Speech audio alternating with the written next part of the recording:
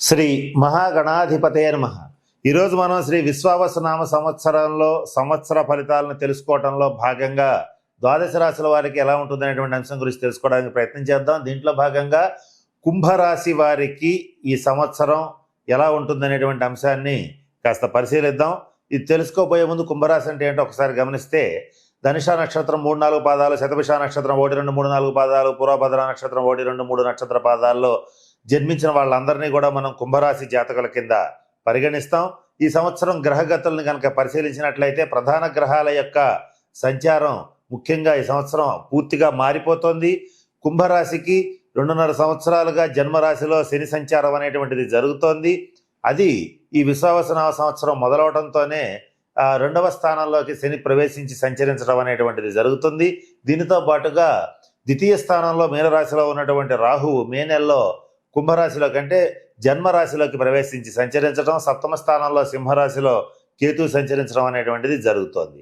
వీటితో పాటుగా మరొక ప్రధాన గ్రహమైనటువంటి నవగ్రహాల్లోకెల్లా అత్యంత శుభఫలప్రదాత అయినటువంటి గురుగ్రహం వృషభ రాశిలోంచి ఈ మిథున రాశిలోకి ఈ మే నెలలోనే ప్రవేశించి ఈ సంవత్సరం అంతా సంచరించడం అనేటువంటిది కూడా జరుగుతోంది. వీటితో పాటుగా ఈ సంవత్సరం ఏర్పడుతున్నటువంటి గ్రహణాలు కూడా ప్రధానమైనటువంటి ఫలితాలని నిర్దేశిస్తున్నాయి. ఇక్కడ ఏ గ్రహం ఎట్లా ఉన్నప్పటికీ కూడా గురుగ్రహం యొక్క అనుగ్రహం కనుక ఉండేటట్లయితే ఈ సంవత్సరం వచ్చేటువంటి ఇబ్బందుల నుంచి సునాయాసంగా బయటపడగలుగుతారు. అలాగే 9 గ్రహాల్లోకి ఏదైనా శుభకార్యం జరగాలన్నా, ఏదైనా ఒక శుభప్రదమైనటువంటి పని మన జీవితంలో సంభవించాలన్నా గురుగ్రహం యొక్క అనుగ్రహం చాలా అవసరం. కుంభరాశికి జన్మరాశి నుంచి ద్వితీయ రాశి అయినటువంటి మీనరాశి అధిపతి అయినటువంటి గురుడు 5వ స్థానంలో ప్రవేశించి సంచరిస్తూ తన యొక్క శుభ దృష్టితో 5వ స్థానాన్ని అలాగే జన్మ రాశిని చూడటం, అలాగే 7వ రాశి అయినటువంటి ధనుసును కూడా చూడటం, ఇవన్నీ కూడా అంటే లాభరాశిని కూడా చూడటం, ఇవన్నీ కూడా గురువు యొక్క సంపూర్ణ అనుగ్రహానికి సూచనగా గోచరిస్తున్నాయి.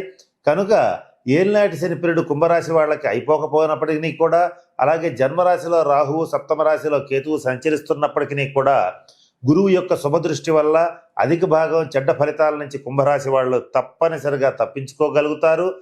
ఆ గురువు యొక్క సంపూర్ణ అనుగ్రహాన్ని ఈ సంవత్సరం కుంభరాశి వాళ్ళు సంపాదించుకోగలిగితే ఏ గ్రహం ఎట్లా ఉన్నా కూడా ఈ సంవత్సరం అద్భుతమైనటువంటి విజయాలు నమోదు చేయటం, ఆర్థికంగా జీవితంలో అత్యున్నతమైనటువంటి స్థితికి చేరుకోవడం అనేటువంటిది జరిగి తీరుతుంది.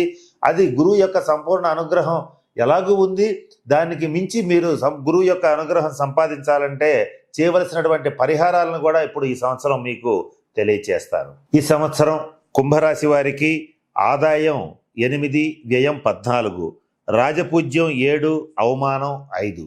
వీటిని బట్టి గమనించినట్లయితే ఆదాయం కూడా గట్టిగానే ఉంది, ఖర్చు కూడా అంతకంటే గట్టిగా ఉంది. మీకు ఈ సంవత్సరం సంపాదించేటువంటి దాంట్లో అధిక భాగం ఖర్చుల నిమిత్తం పోతూ ఉంటుంది. అంటే ఎంత సంపాదించినా కూడా ఖర్చులు కూడా అంత భారీగానే ఉంటాయి. అయితే ఇక్కడ గమనించుకోవాల్సిన అంశం ఏంటంటే, ఆదాయ వ్యయాలు ఎట్లా ఉన్నా ద్వితీయాధిపతి అయినటువంటి గురుడు యొక్క సంపూర్ణ శుభదృష్టి వల్ల ఆదాయ వనరులు పెరుగుతాయి, ఆదాయ మార్గాలు పెరుగుతాయి, ఆదాయం కూడా గణనీయంగా పెరగడం అనేటువంటిది జరిగి తీరుతుంది. ఏది ఏమైనప్పటికీ ద్వితీయ స్థానంలో ఉన్న శనిగ్రహ పరిస్థితి రీత్యా ఖర్చులు కూడా పెరుగుతాయి. ఇక్కడ ఖర్చులు అయ్యేటప్పుడు కుటుంబపరమైనటువంటి ఖర్చులు అధికంగా ఉంటాయి. అంటే కుటుంబం కోసం, కుటుంబంలో ఉన్నటువంటి వ్యక్తుల కోసం, సంతానం కోసం, జీవిత భాగస్వామి కోసం అధికంగా ఖర్చు చేయవలసినటువంటి పరిస్థితులు ఈ సంవత్సరం గోచరిస్తున్నాయి. అయితే ఆ ఖర్చుల్ని అదుపు చేయలేకపోతారు. అదుపు తప్పినటువంటి కుటుంబ సభ్యుల యొక్క ఖర్చుల్ని అదుపు చేసుకోవాలని చెప్పి ఈ సంవత్సరం పూర్తిగా విఫలమవటం అనేటువంటిది జరుగుతుంది. కనుక ఇది చెప్పటం కంటే కూడా కుంభరాశి వాళ్ళకి చెప్పదగినటువంటి ముఖ్యమైన సూచన ఏంటంటే, ఖర్చులు తగ్గించుకోండి అని కుటుంబ సభ్యులకి చెప్పకుండా మీరు ఆదాయం పెంచుకోవడం అనేటువంటిది ముఖ్యంగా చెప్పదగినటువంటి సూచన. విద్యార్థుల విషయానికి వచ్చేటట్లయితే కుంభరాశి విద్యార్థులకు చాలా అద్భుతంగా ఉంది. విద్యాయోగం బ్రహ్మాండంగా ఉంది. పోటీ పరీక్షల్లో ఉత్తీర్ణత సాధిస్తారు.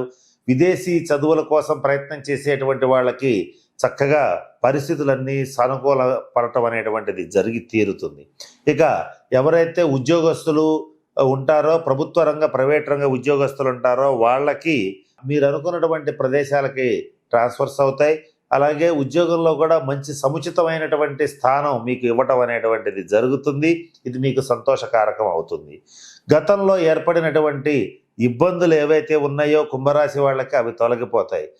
జన్మరాశిలో శని సంచరించేటప్పుడు కుంభరాశి వాళ్ళకి అధిక భాగం అనారోగ్యాన్ని కలిగించాడు. జీవిత భాగస్వామితో భేదాభిప్రాయాలు కలిగించాడు. అలాగే జీవిత భాగస్వామి ఆరోగ్య విషయంలో ఇబ్బందులు పెట్టడం అనేటువంటిది జరిగింది.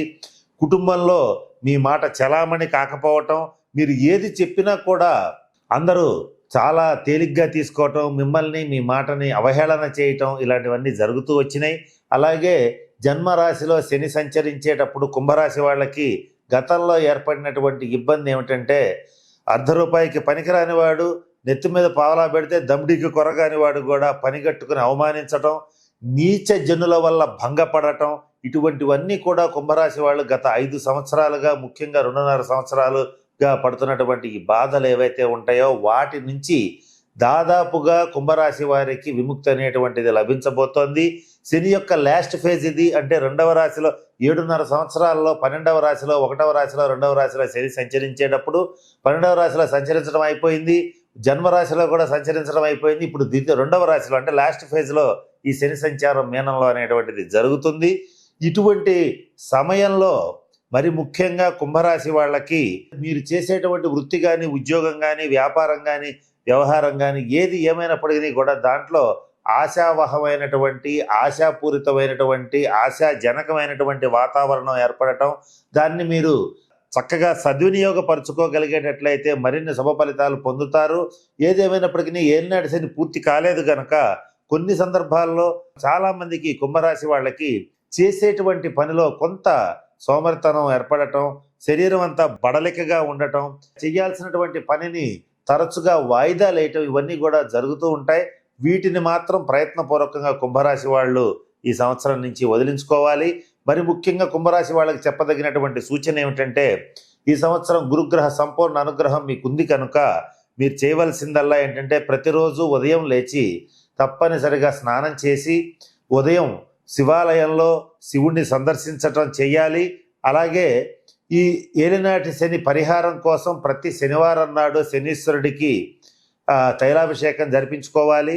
అలాగే ఓపిక ఉన్నటువంటి వాళ్ళు ఎవరైనా సరే శనిగ్రహ అనుగ్రహం కోసం తిరునల్లారులో కానీ, మందపల్లిలో కానీ, శనిసింగణాపూర్లో కానీ శనీశ్వరుడికి ఒకసారి తైలాభిషేకం సంవత్సరానికి ఒకసారి జరిపించుకునేటట్లయితే శనీశ్వరుడి యొక్క సంపూర్ణ అనుగ్రహం లభిస్తుంది.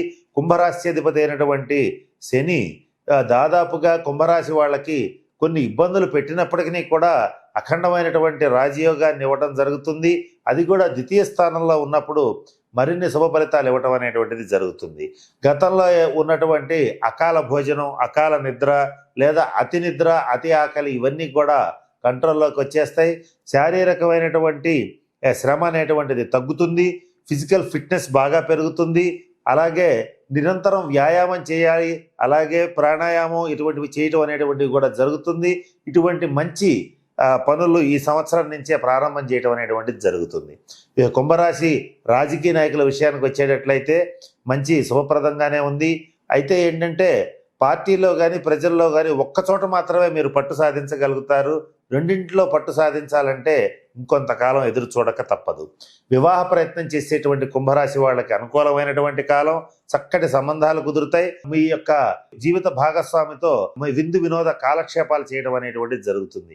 కుంభరాశి వారికి ఈ సంవత్సరం అత్యంత అదృష్టాన్ని ఇచ్చేటువంటి అంశం ఏంటంటే, సంతానమైన పురోగతి చూసి చాలా సంతోషపడతారు. సంతానంలో ఒకళ్ళు మీ యొక్క లైఫ్ డ్రీమ్ని అచీవ్ చేయటం అంటే చేరుకోవటం అనేటువంటిది మీకు ఎంతో సంతోషాన్ని ఇస్తుంది. అలాగే సువర్ణ ఆభరణాలు కొనుగోలు చేస్తారు. ముఖ్యంగా కుంభరాశి స్త్రీలు ఈ సంవత్సరం నూతన వస్త్ర సువర్ణ ఆభరణాలు కొనుగోలు చేయటం అనేటువంటిది జరుగుతుంది.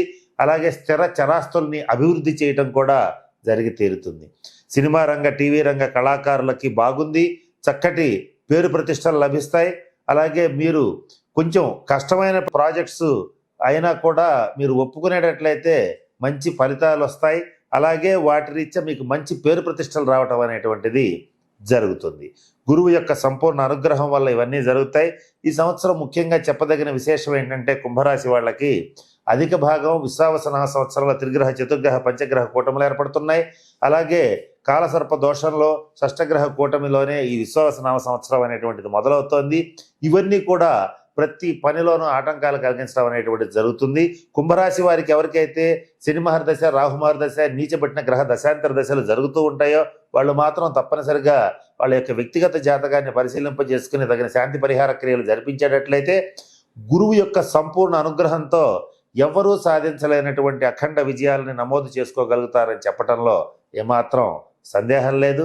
కనుక నేను చెప్పిన అన్ని అంశాలని దృష్టిలో పెట్టుకుని కుంభరాశి వారు తగిన శాంతి పరిహార క్రియలను పాటించి చక్కగా అష్టైశ్వర్యాలతో బహుభాగ్యాలతో ఉండాలని మనస్ఫూర్తిగా ఆ పరమేశ్వరుని ప్రార్థిస్తూ సెలవు తీసుకుంటున్నాను. స్వస్తి.